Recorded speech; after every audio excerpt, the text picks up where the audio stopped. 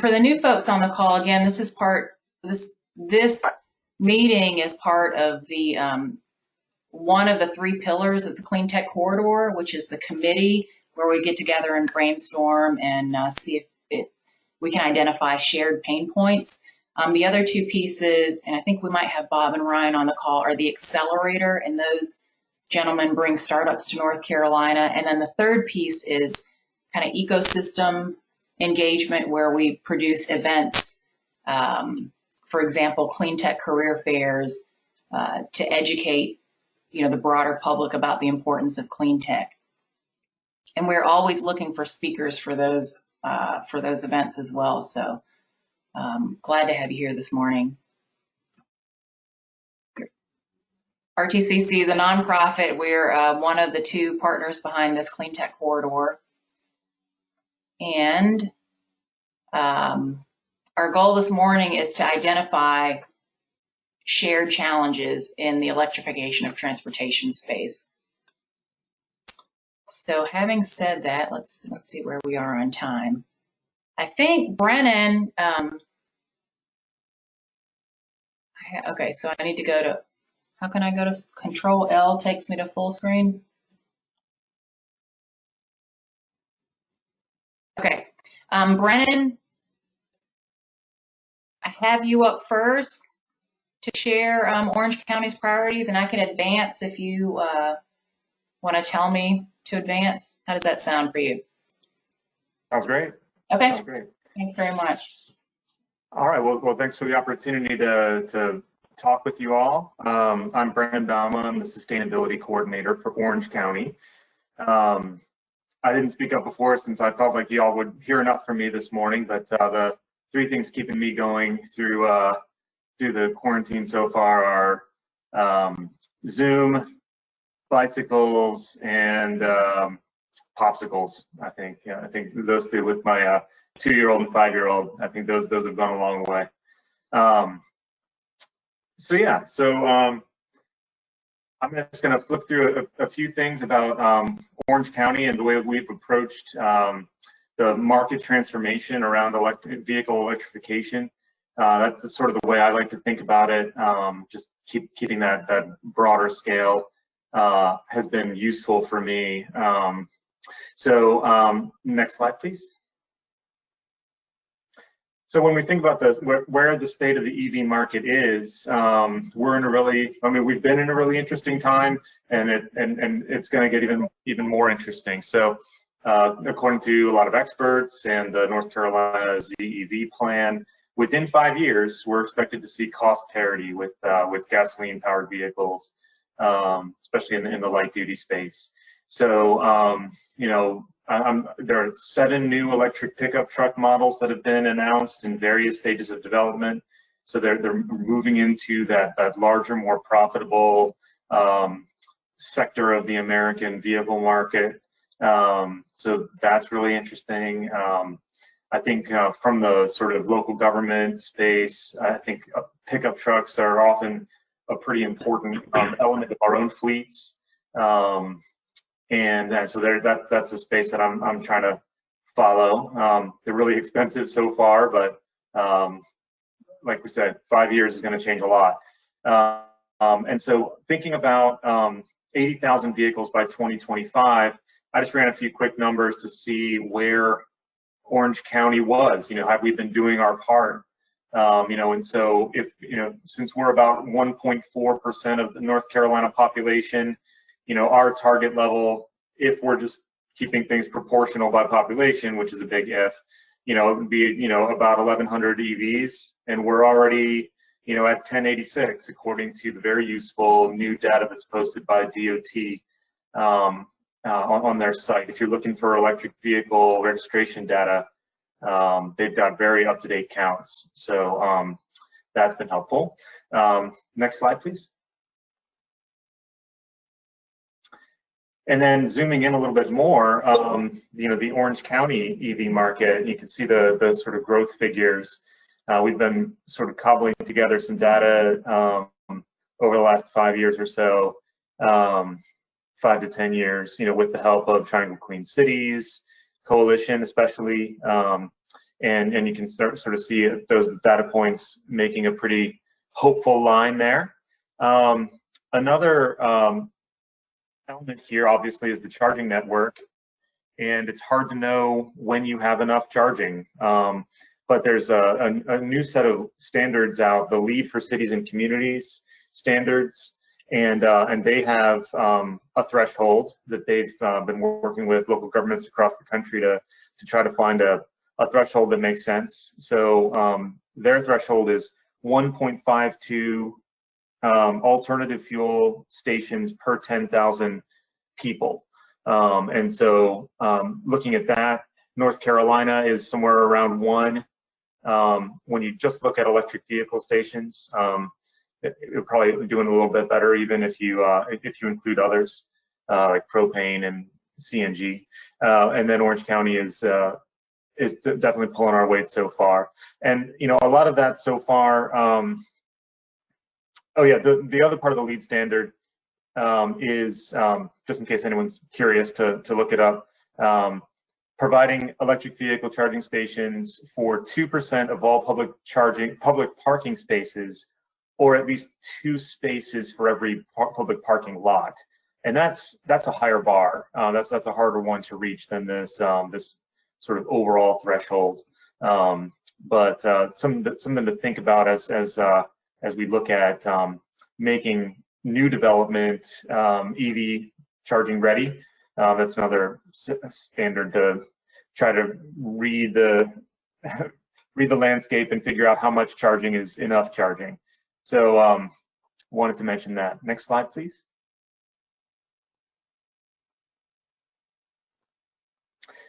So the story of the way that Orange County has been able to create and support electric vehicle charging stations and to support that overall market transformation is really one of being fortunate enough to receive grant funding. It's been really dominated by what opportunities we've been able to take advantage of. And so these Eaton charging stations back here in 2011, 2012, we were able, that was the Orange County's shovel ready project. It was before my time, but we installed 16 level 2 charging stations at that time, and made them free and open to the public. And we are still actually working with those poor chargers, even though Eaton has gotten out of that market long ago. We have recently gotten a grant to upgrade those to the Clipper Creek units you're seeing right there in the middle. Along with that upgrade, we also got one of the EV ARC solar off-grid solar electric vehicle chargers, and we're going to be, I'm going to be talking about a 24-month lease on a lease upgrade for an electric vehicle, the county's first passenger electric vehicle. So big shout out to the CFAT grant program. Heather, I know you're on the line. Thank you very much for the opportunity.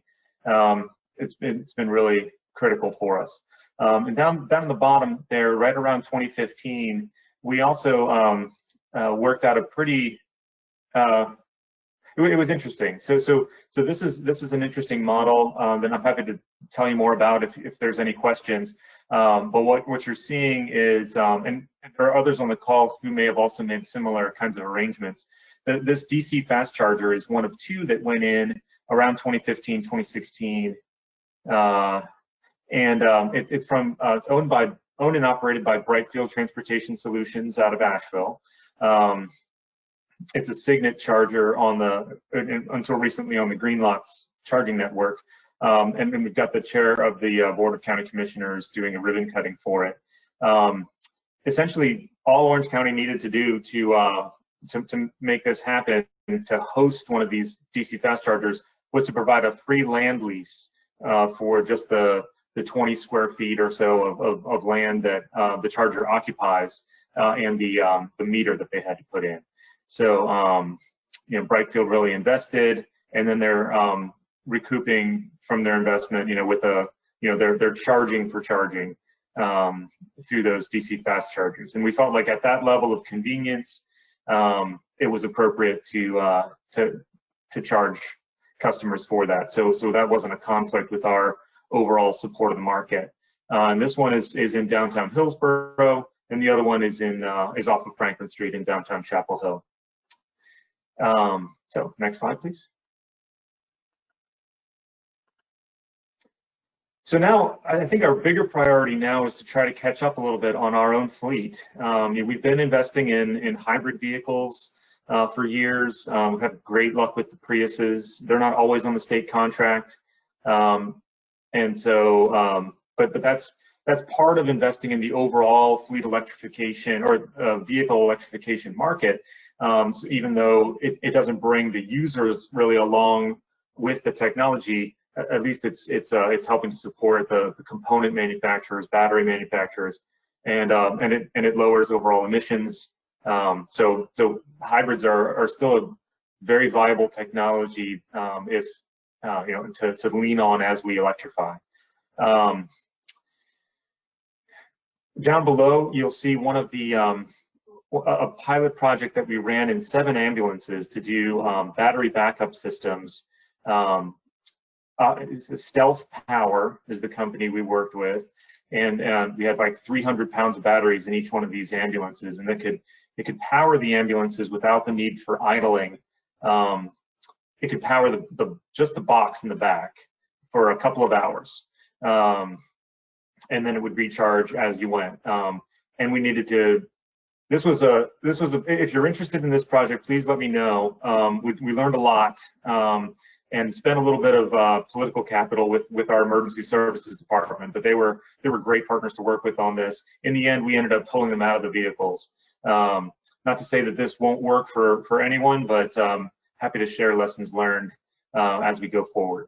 I think the bottom line is see if you can get it done originally with the original equipment instead of doing it as a retrofit. I think that would have saved us a lot of headaches. In 2018, a CFAT grant helped us to purchase a zero electric motorcycle for our sheriff's office. That was the first electric vehicle we had in our fleet, and because it's such a small vehicle, it is a fully operational, fully functional unit that they've really enjoyed having. It's very quiet, it's very fast, and it comes with a police package. They're assembled here in the U.S., so it meets a lot of the Buy America requirements if you're going after a CFAT grant, and there's a lot of good examples of them being rolled out and used across the state in our corridor especially. Something we're looking forward to is electrifying our transit fleet, and we're in the process of purchasing 3 Chrysler Pacifica plug-in hybrid vehicles with ADA ramps, and they're going to form the backbone of a mobility on demand system. And I think COVID is throwing a bit of a wrench into that, unfortunately, but that is still the plan. It's just maybe running into some delays. So larger vehicle, it's going to be able to provide essentially a rural Uber service, because right now, if you're in most parts of Orange County, you're just not going to be able to get a Lyft or an Uber.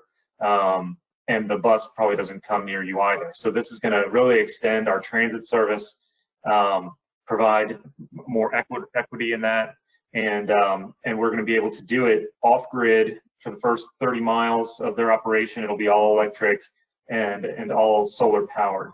So we're really excited about that project. Next slide, please. Just wanted to again say thank you to some partners, North Carolina Clean Energy Technology Center with funding from the state DOT and federal CMAQ money supporting the CFAT project. I didn't mention the charging stations that we're going back and upgrading are being installed by Pine Shore Energy. They are a company out of Winston-Salem, and they're really innovative. They're doing their networking through building automation systems, and so Carrier is actually, the Carrier technicians are going to be able to do the networking for these these new electric vehicle charging stations, and because they're programmed through that system, they're going to be able to be integrated into the diagrams and things for each of the buildings, show error codes to the technicians, and eventually potentially be able to tie into a vehicle to grid sort of two-way charging scheme. And so they're doing some really interesting stuff. They're on the state contract right now. And I wanted to just mention them. Certainly Plug-in NC has helped out a lot. They've got a lot of good standards, including how to make a charging station ADA accessible. And then SSDN recently helped to support a fleet policy charrette that I took part in over in Charlotte. Erica Ruane put it on, and it was really productive, and it gave me a lot of good ideas, I think, to help Orange County continue to push the envelope for our own operations. So next slide, please. So this is the last slide here. Next steps, we're going to be getting I think just 2, maybe 3 fully electric buses, and we're going to be upgrading the charging in preparation for them. So we're going to have our own DC fast charger on our bus lot. You need to sort of pick the brains of anybody who's put one of those in before for a small scale transit system. So please let me know if you can help me sort of get my head around what I need to do. I mentioned the 24-month lease through CFAT. Some of our workforce is starting to actually have battery electric vehicles. We're going to need to figure out how to share the space with the public chargers that we're providing. I think, again, using Charlotte's leadership as an example, we're going to be creating our own strategic energy action plan fully with fleet policies, or at least teeing up fleet policies going into the future, and public outreach campaigns. And this was a question that Susan teed up, was if I had a magic wand, what would I like to see? I think fleet telematics on all of our vehicles, so that we could really use data to show which ones are going to be the best candidates for electrification. It's going to really help with conversations with departments who feel like they need their F-150 4x4 to, for just in case. And we'll be able to actually use data to drive that down. I think the private sector, I think at least in Orange County, the public sector has really been taking a strong lead in offering charging stations. I think there's going to be a lot of good room for private sector, creating that captive audience for people while they're charging, even with a fast charger. It could be really useful for our downtown areas and some of our destination commercial sites. And then thinking about EV-ready building policies, just so that new technology, new development already has the conduit buried, because retrofits are just so much more challenging and expensive. And I hope I didn't take too much time. That's all that I have. Can you hear me okay, Brennan? Yeah. Okay. Thank you very much. Just real quick question. That electrification data you shared earlier, I think it was DOT, are you able to email that to me, or we can share after this meeting? Okay. Certainly. I think it's one of the earliest products of the ZEV plan. Okay. And I just came across it in preparation for this presentation. I'll share that with you. That'd be great. And this, I'm just making notes listening to you talk, and I'm going to hand it over to Sarah. This EV-ready building policies could be really a ripe area for us. Department of Energy should be releasing a major grant around grid interactive buildings, and they're really looking at how buildings can leverage 2 or more diverse energy sources, whether it's EV, solar. Anyway, it could be an area for this group to collaborate further on.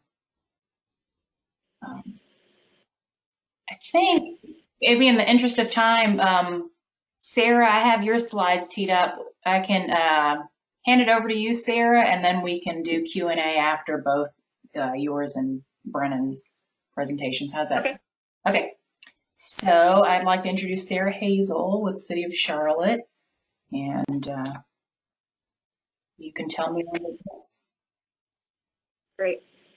So hi again, Sarah Hazel.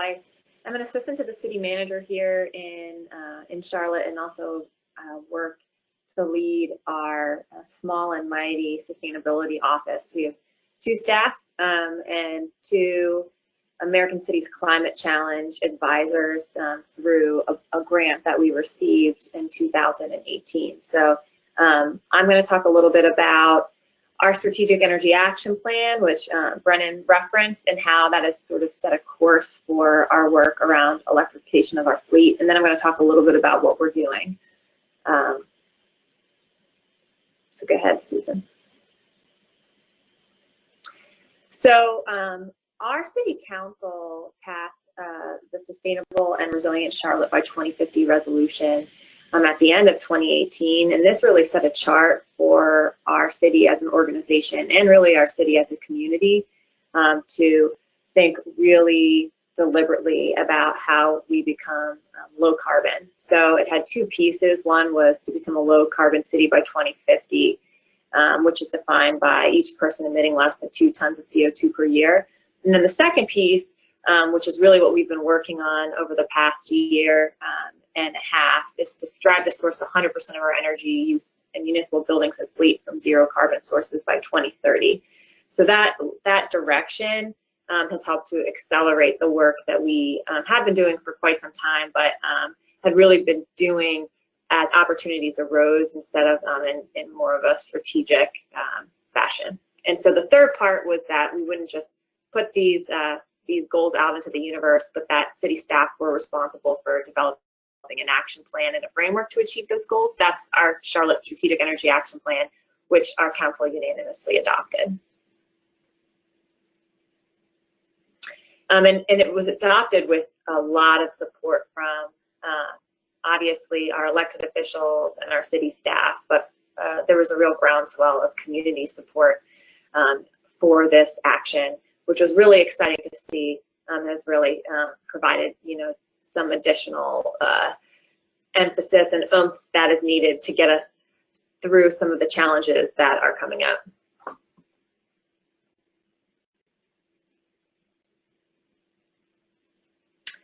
So as part of our Strategic Energy Action Plan, we conducted a greenhouse gas emissions baseline. So really we wanted to understand where our emissions are coming from. And when you look at our baseline, it really did emphasize that our Strategic Energy Action Plan focused on buildings. So what's noted there is residential and services being our municipal buildings. It showed that we were focusing on 2 of the right things: buildings and transportation.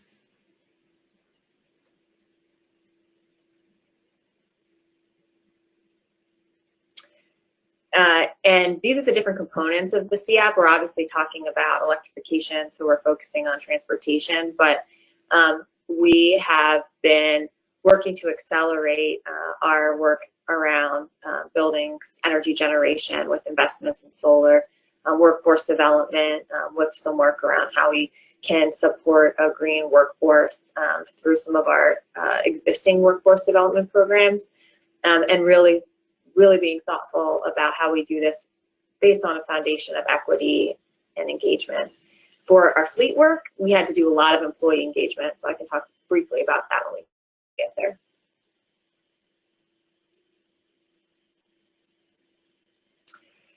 So here's the guiding principles that we presented to our city council to help us understand how we wanted to move wisely towards the electrification of our fleet and zero carbon buildings as well.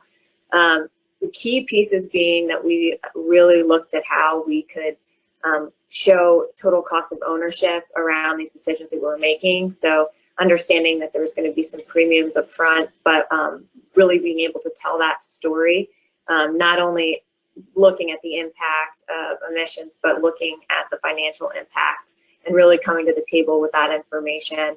as we were putting forward investments. The other key thing is focusing on policy work in addition to action. So as a really big organization, a lot of the work we had been doing previously had been a little bit piecemeal, and even the way that we tend to make fleet decisions, there's a lot of the decision-making authority that was always in the hands of individual departments. And so you really had to do a lot of sort of selling why you would want to get a lower emission vehicle or an EV to individual departments, which very important for buy-in, but still didn't always yield in the results that we knew that we could get. So the CAP and these principles around how we were going to move forward our work have really provided sort of a roadmap for more action a little bit more quickly, and ensuring that we have the best possible shot at hitting this 2030 goal that we set out to do. Also, we wanted to look at grant funding opportunities, continue to do that to make our personal investments go a little bit further.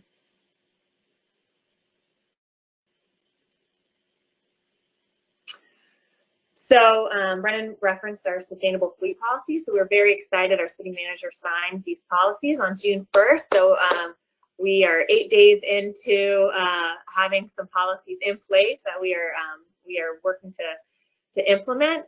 There's 3 key pieces, and the first 2 policies that you see on the screen are the most important ones. So the automatic vehicle locator policy. So one key piece that we committed to through the CAP was that we were going to use data to drive investments. We were going to be able to show total cost of ownership. Our AVL policy is really important because I think a lot of people think about AVLs or GPS systems that track where vehicles go as sort of could be looked at as a big brother type of thing. And they think a lot about some of the benefits around kind of accountability, safe driving, that kind of thing. But there are huge sustainability components to using this AVL data.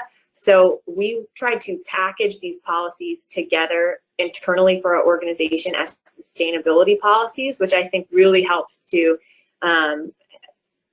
overcome some of the concerns that folks had and understand the need to collect this data. So getting this data from our city vehicles is helping us do a lot of things. It's behavior change around idling. It's allowing us to see where we don't need the fleet that we have, existing fleet in our fleet that could be cut, so we could have less fleet and then use those resources to make investments in electric vehicles or hybrid vehicles, and then helps us understand how each vehicle is being used. So previously, our fleet department would work with departments and they would talk a little bit about their needs. And we didn't have any data to really understand how the vehicles were being used, where they were driving. So understanding that with this data allows us to see which EVs or which vehicles are suitable to become EVs during replacement cycles, and has really been the foundation for some tests that we could really prove that this is that AVLs are of value to the organization. And then second policy, the sustainable and resilient fleet policy, basically directs all city departments that when it's time for vehicle replacements, that they need to purchase the lowest emitting vehicle that allows for them to conduct business needs. Because we have AVLs, we understand a little bit more about those business needs centrally, and there's more of a sort of a appeal process that you need to go through if you want to do something different. So it really charts the path to making these sustainable decisions every year over time. And then finally, we have a motor pool, and we also were able to update a policy that supports greater use of our motor pool as well.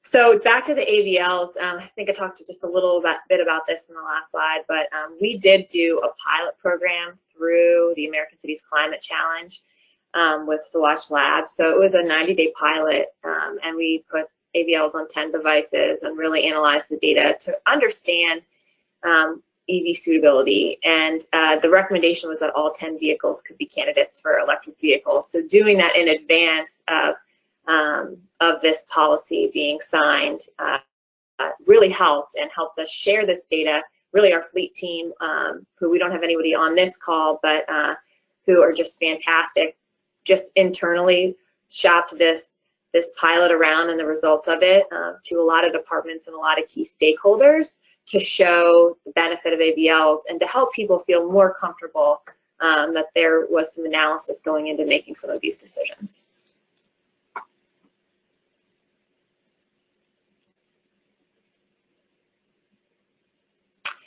And so by next year, we'll have AVLs on every single one of our vehicles. And this investment in understanding and collecting data is going to help work hand in hand with our sustainable fleet policy over the coming years here to really make sure that we are doing the best job that we can.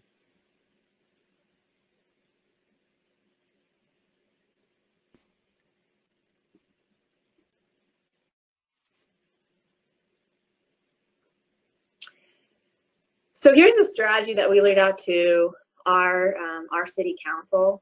So as we are going about electrifying our vehicles, we're going to prioritize sedans as we really wait for better, improved technology, which is coming. It's right around the corner. And so with this particular budget cycle, tonight is the night that our city council may adopt a budget. It may be in the coming weeks. But there's an investment in 20 electric vehicles, all sedans, in our budget. And that's because our focus is starting where we know the technology and we have the data. And that will be where the investments are made first. And then at the same time, looking at bridge opportunities to reduce emissions when we have those opportunities, and continuing to start to look at infrastructure, not just sort of, again, as a piecemeal type of thing, but as we're making these investments, where do we need the infrastructure so we can continue to make these investments in the future? So over the past several months, we've really gone from having some folks who have done this work around electric vehicle infrastructure to trying to stand up what the shell of an electric vehicle program, an electric vehicle infrastructure program would look like, which has lots of challenges. But we did see an investment this year of $1 million to support electric vehicle infrastructure into the future. So we're trying to tie our fleet policy, tie our electric vehicle investments with our infrastructure investments, and use data to do that, and use our existing staff who may have been doing a lot of other things to start to stand up this program quickly, so that in year one, with this bigger investment, we can really show results and we can be prepared for year two as we continue to implement the fleet policy.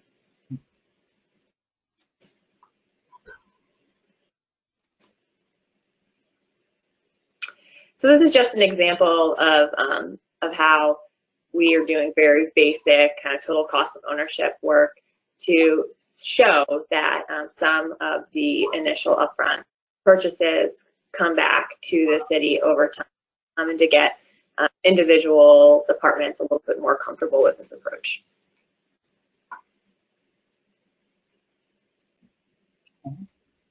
Shall we move forward? Okay. Yep, go ahead. But the question always comes up when we're talking about this, what about e-buses? We have a really big fleet. Our CATS department is a big piece of how we're going to hit our 2030 goal of becoming zero carbon or not. But the important piece is how we're going to strive to hit that, looking not just at our light duty vehicles, but also our bus fleet. So CATS hired a consultant to provide some recommendations on the path to electrification. And we're excited to share just last week, the Sustainability Office in CATS applied several months ago for a Lono grant, and we received that grant. So CATS will be purchasing some electric buses. Infrastructure will be partnering with Duke Energy as part of this grant from the FTA. And So getting started on the path towards electrification of our fleet. And so that sort of goes back to one of the initial slides I had, which is we need to use some of these grant opportunities to show proof of concept, to iron out some of the details, to iron out what folks are concerned about when it comes to whether the technology will work, and use that pilot to hopefully launch a much bigger program with some of our partners who are excited to help. That's what's done. And then Charlotte runs the Charlotte Douglas Airport, and that is a opportunity for us to learn about what the airport is doing and apply that to our fleet. So our airport has circular routes that our electric vehicle buses are doing. So they've committed to transition their entire fleet to electric, which is great because they've been doing workforce training with folks who are running those buses. So as CATS launches this pilot, we can really look to them because they've already started this process. They'll be receiving their e-buses sometime by the end of the year, which will be prior to our starting that pilot. So we'll be able to learn from how they've done some of the workforce training in order to be a little bit successful. So trying to leverage the work across departments and in different places to be a little bit more successful and work a lot less in silos as an organization, which is, I think, one of the biggest goals that we have, and that the CIAP has really allowed us to, given us, I think, the push we needed to break down some of those silos. Mm-hmm.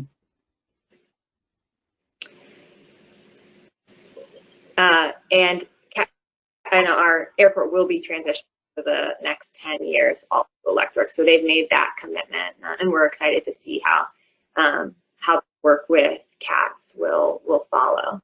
And so I think that those are all of my slides. I guess what I would say is we see a lot of challenges. If I could wave a magic wand, we're starting right now on a sustainable buildings policy. So we focused on our fleet policies last year. We're looking at how we build our building, how we retrofit our building, and really looking at how we can insert an EV component at work. So how are we ensuring that all of our new buildings are built ready to go? And I think that will be important because really we have huge work to do in our community, looking at where we're really focused on is how are we demonstrating and leading by example, and how are we putting in place some policies that allow us to do that a bit easier and sort of grow the pie of people who are working on this effort.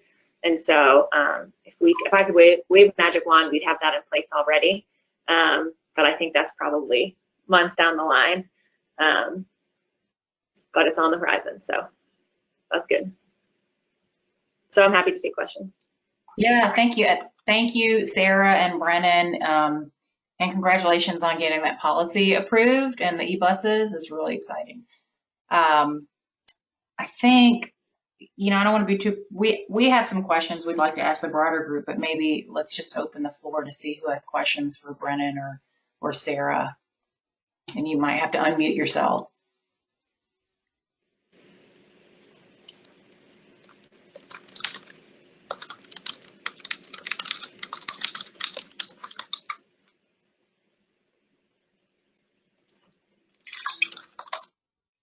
Hi, folks. Can you hear me? This is Brandon from Duke Energy.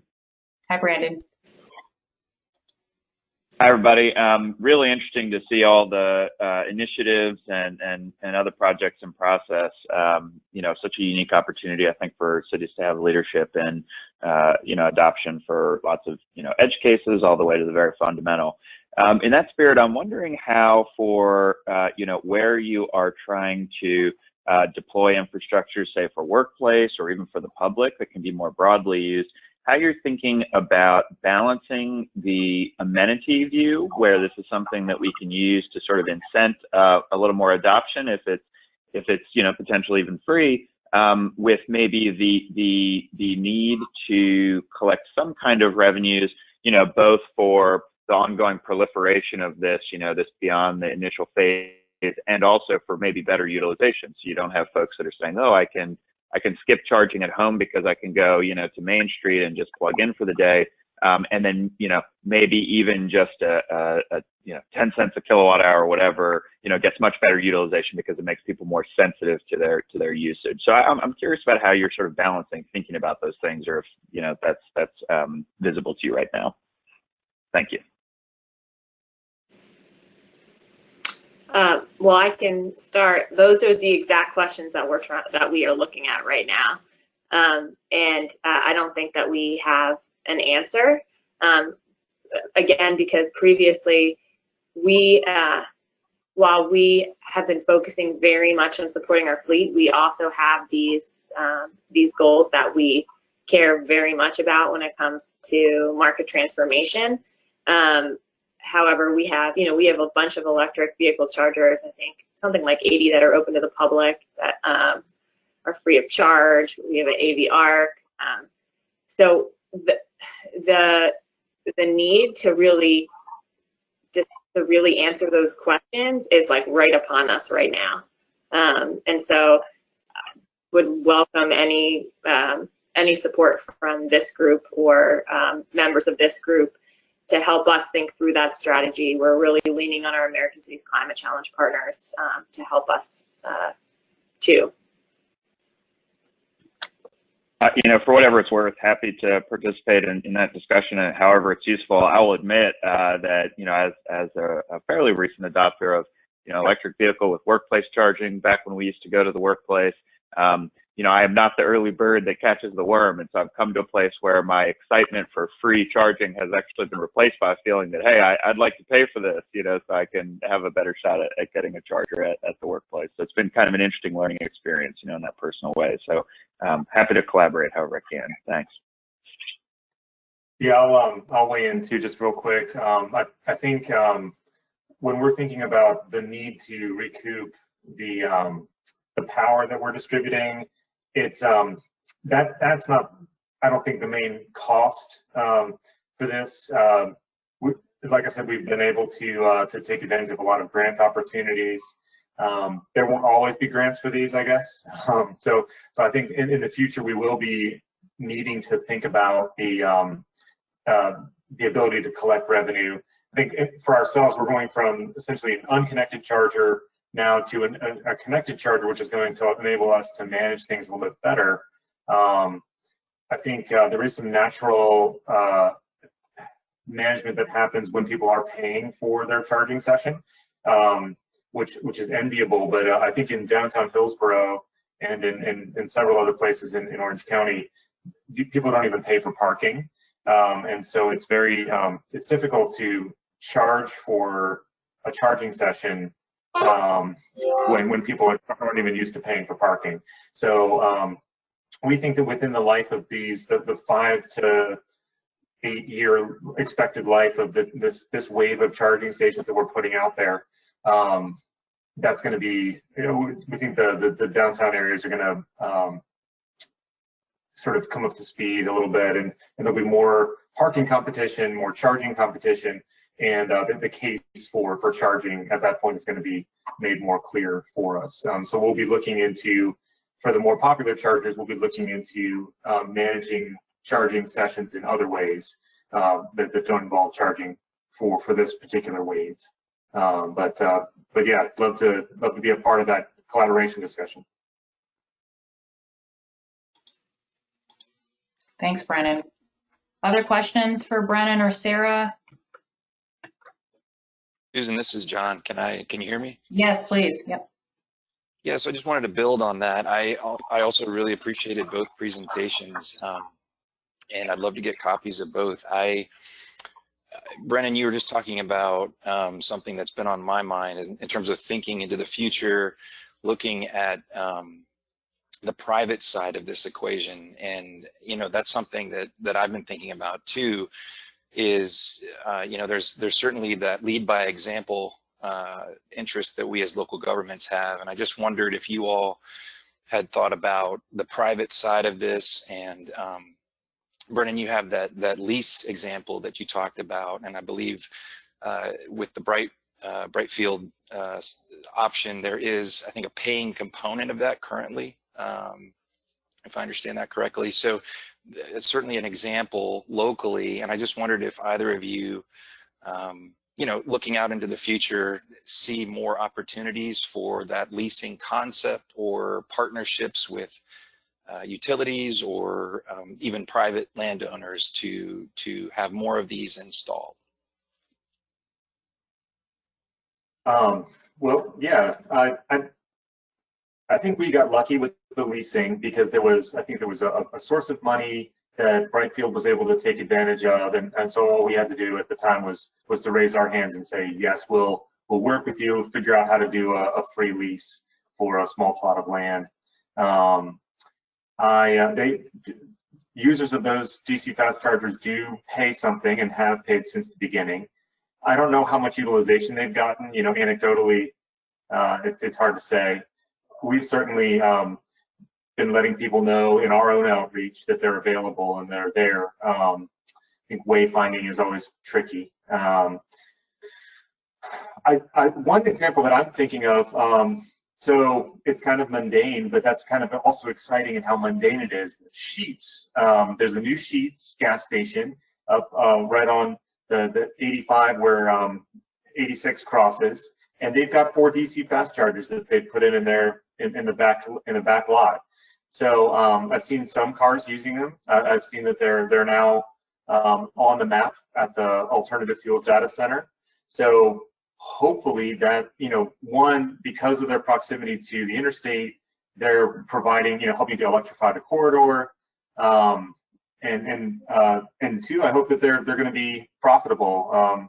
You know, at least in terms of the amount of coffee and, you know, supplies that someone may buy while they're sitting there for half an hour charging up, you know, their vehicle. So I'm trying to keep an eye on that as a hopeful sign in the transformation of the market.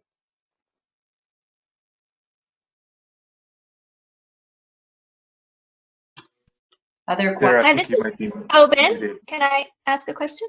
Please. Yeah.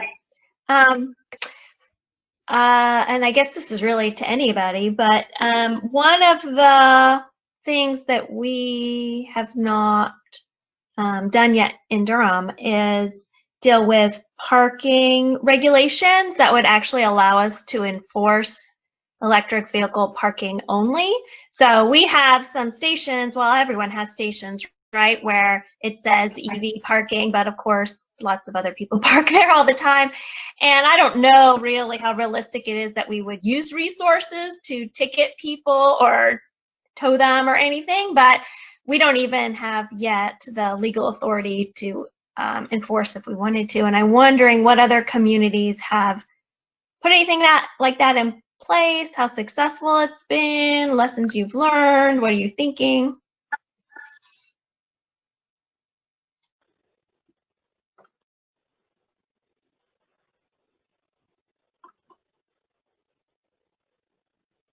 Or is Durham much more advanced with allocating?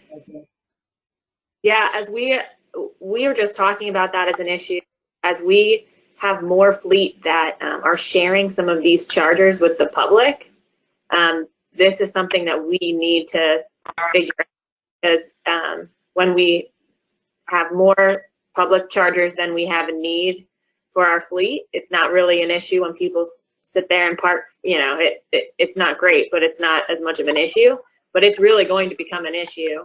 And so we haven't figured it out.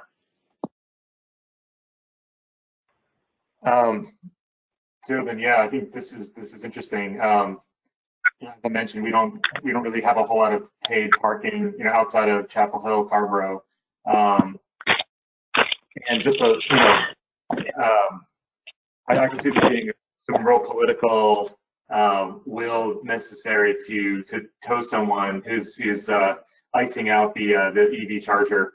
I think I've been sort of experimenting with maybe more, I'm curious, I guess, thinking about workplace charging, there's a lot of policing that EV drivers can do for each other. Little notes you can put on the charger, like, feel free to unplug me whenever I'm done. I'm just convenience charging or something. And so you can hang the tag on the charger and walk away, and help, at least coworker to coworker, they can help to share the resource, and diffuse conflict. And then a technical solution that we're looking at is, some charging stations can take the same 40 amp service and split it in a smart way between two vehicles. A lot of things are coming standard with that now. And so as we replace charging stations at the end of a row, we're thinking about now, like, double hanging plugs, one of them on the back, and that one, making that one dedicated for workplace charging. And thinking about, if there's a power sharing arrangement, you don't have to upgrade the panels inside. It's much more straightforward in terms of just buying a station and hanging the cords. And then that gives you a dedicated a fleet space right next to the public spaces. And most of the fleet charging is going to happen at night when the public's maybe not around as much. So that's sort of that's going to buy us a little bit of time while we have just one or two electric vehicles. Once we electrify the fleet to the point where we want to, we're going to have to think of something much more robust. I'm also happy, this is Brandon from Duke Energy again. I'll be very brief, but a different angle on this that, I've most of my inquiry has been focused on sort of commercial behind the meter, private workplaces, retail, and other kinds of settings.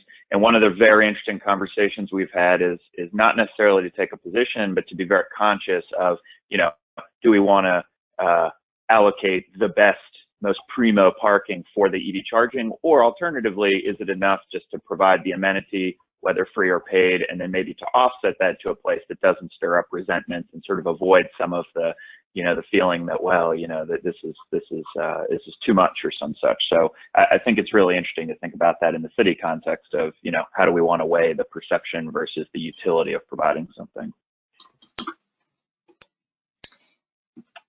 Thanks for that, Brandon. Just thinking about time, and I know we have a few of our city folks who had to drop off, like Erica with Apex. I'd like to just, open up the conversation. It's already opened up, but for our other local government folks, what are some of the priorities you're focused on in terms of converting your fleets, or in terms of providing infrastructure, or just broadly, what are some of the challenges you're facing in providing that infrastructure? If you'd like to chime in on your local government's priorities. If they're crickets, I might call on one or two of you. But would anyone like to share? Susan, this is Greg Sponsler in the city of Raleigh. I know for us, we're experiencing many of the same challenges that have been described this morning. We do think, at least it's my suspicion, that the rates we're charging to charge will show up at some point in the future, and we're trying to prepare ourselves with some of those things by using network chargers, especially in the public spaces, where we may be able to apply some dynamic pricing models to those. So if somebody does have a charging instance and they are paying a particular rate per kilowatt hour, after the vehicle has fully charged, it may increase in cost to keep your vehicle parked there. So I know that's something that we're discussing, but making sure that we have the right hardware and software is something that's particularly important to us. Additionally, where the charging stations are going to go, we've been trying to do some suitability analysis to determine the priority locations in the public, and it may not be that the city wants to own and operate those charging stations, but we can at least then have conversations with the private developers in those areas, and we're beginning to approach those conversations as well to make sure we're educating the development community on the benefits of including EV infrastructure in their commercial or residential properties and things like that. I do know that Emily, Barrett, and Carrie, they had put these pucks in the parking spaces that recognize when there's a vehicle in a space that has charging, and if there's not a charging instance in place. I know those were relatively new the last time we had gotten together. I'd be interested to hear from Emily if there's been any kind of analysis on, you know, did you see a lot of vehicles parking there and the charger wasn't being utilized, or how they've been using that information too. So again, lots of stuff going on with us, but I think those are top of mind for us right now. Two big areas. Thanks, Greg. Greg, thanks for the shout out. This is Emily. We did use the puck information to help justify putting in more charging at Town Hall, charging infrastructure, I should say. Our analysis was for weekdays, and I think I may have said this at our last convening. For weekdays, at least one of the 2 units were being used at all times. And that helped, you know, our decision makers justify allocating more spaces. And I think it was a gentleman from Duke Energy earlier talking about a little bit of this jadedness about giving priority parking to EV. We dealt with a little bit of that. So our CFAT funded parking spaces, luckily we had more than one option, but those will be good parking, just not premium parking, because for the near term it will be free. So we feel like the amenity of charging for free kind of is enough of a value proposition. Be happy to engage with any of you further on this topic. Something we've been thinking about for many years. Susan, again, Greg again. One other thing I've been struggling with is how we're smart cities and EV charging together. You know, there's an opportunity where we've got power running to this particular machine, and it's also likely going to be networked in some way. So I think it's a perfect opportunity to start tying some of, you know, these other sensing capabilities in. I think this group is certainly aware of that space and that opportunity, but we just haven't really seen a whole lot of it in practical ways, and would be interested to see if, you know, if there was a smart cities opportunity where we could apply charging, or vice versa. But something that we continue to think about. No, it's a really. Go ahead. I was going to say, I feel like Brennan is one of the few of us who've done some higher level thinking on this, because he identified that as one of the reasons he chose Clipper Creek. And I was like, oh, dang it. So Brennan, do you want to speak on that? Because one of the last times I heard you speak, I was like, oh, that was really smart.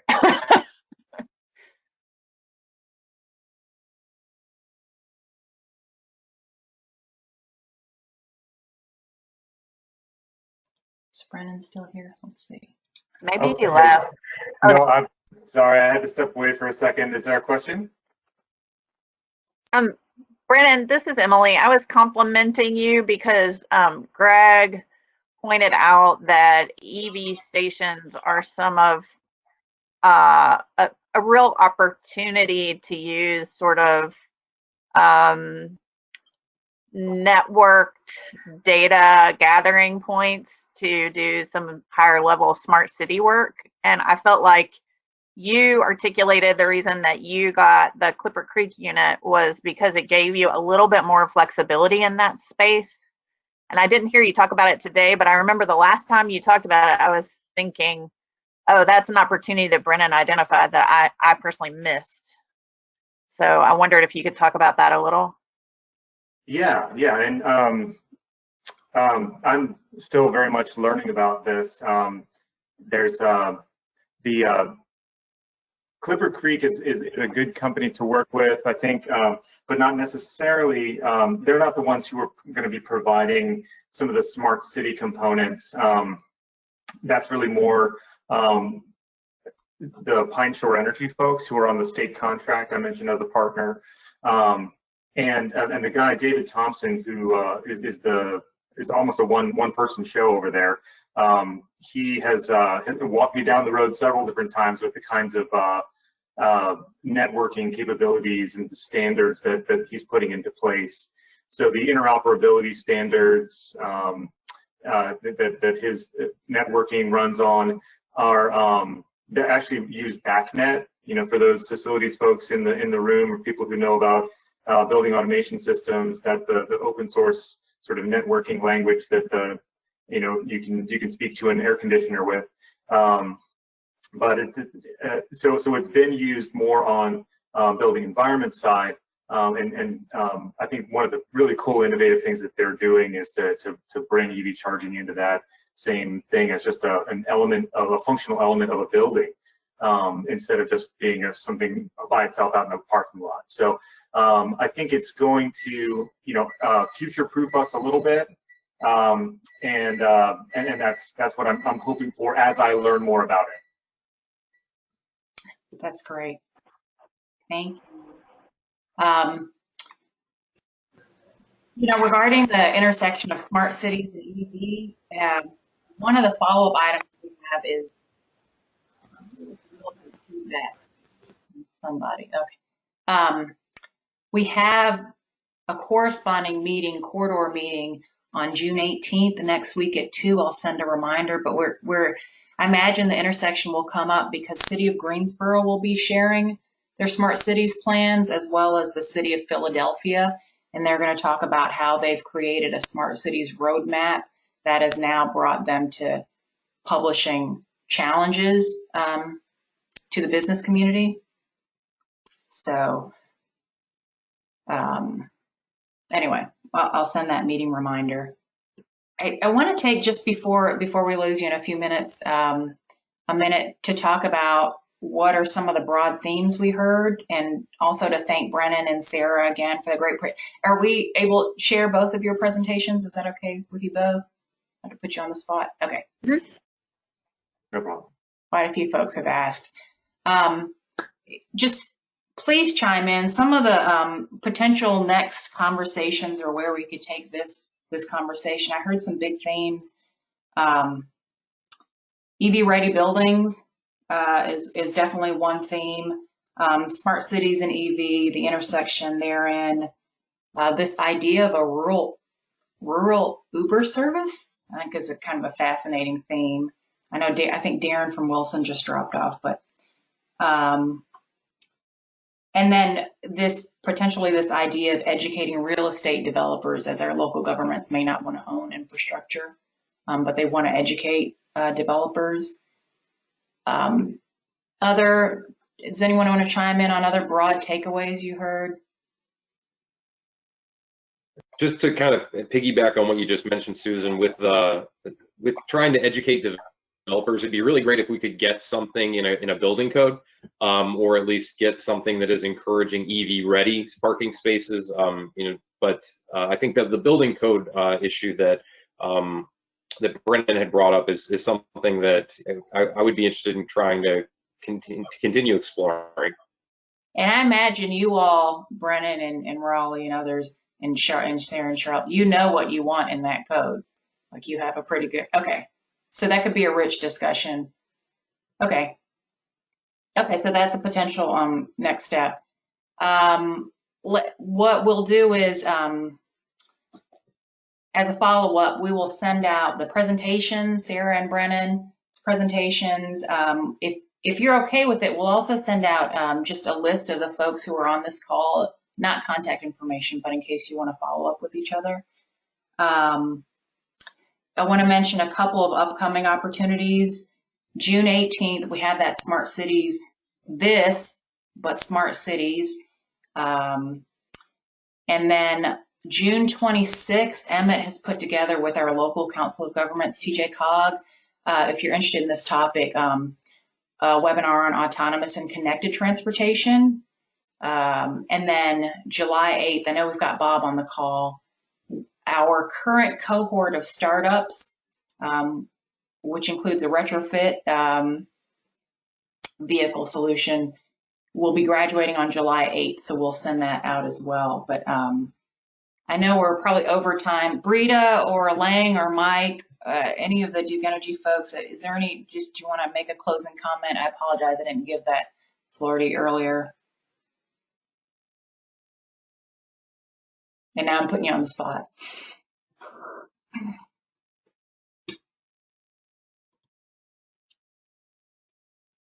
Nope. Okay. Again, go ahead. Did I hear a chime? Someone chime in? No, just saying no, we're good to go. Okay, Mike, thank you, everybody. Thank you again, Sarah and Brennan. And if you have other just needs for education that you'd like to hear from your peers from, let Emmett or me know, and have a wonderful afternoon. We'll follow up later on this week. Thanks, everybody. Bye, thanks. Have a good day. Thank you. Thank you.